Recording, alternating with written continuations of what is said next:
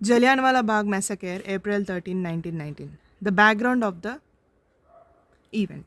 So here Indians supported the Britishers during the First World War with soldiers, money and resources. In return, we expected that we would get some political reforms and more of self-rule.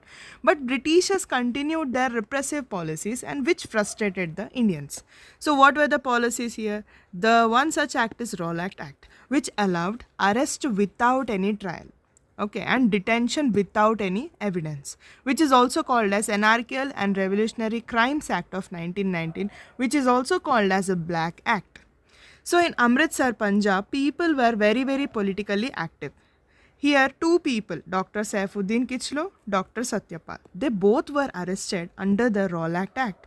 They were protesting against the act, they were arrested under the same act on 10th April without any public explanation, which angered and intensified the protest. So here, which led to the violence. So British reacted to it.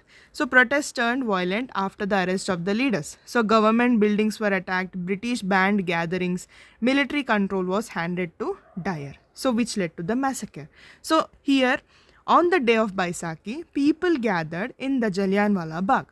Few people came to celebrate the festival. Few people came to have a peaceful protest meeting. Okay, they wanted to have a meeting related to the protest in a peaceful manner. But many didn't know that there was ban on gathering because martial law was implemented. So people were not allowed to gather. No gathering allowed. So in people are unaware, they gathered in the Bagh. So Dyer, he entered with his soldier. No warning was given, or no people were not asked to disperse also. Troops opened fire directly on the crowd. So here 1600 rounds were fired. Main single entry or exit which was controlled and covered by the British. People trapped inside. No way to escape. Panic led to the death of people. They ran in all the directions. Jumped in well. Hundreds of people died on spot.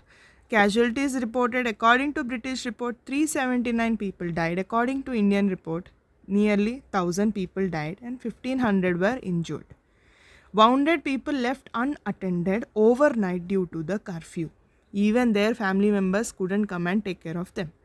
So here is just a rough representation of Jallianwala Bagh. It has only one single entry and exit. Other entry and exit are there but they are closed. Here there is a well. When the soldiers started to fire, people started running in all the directions. They tried to climb the walls. Few tried to jump in the well to save themselves, but still many people died. Nearly 120 people died in well. So this was the situation of Jallianwala Bagh.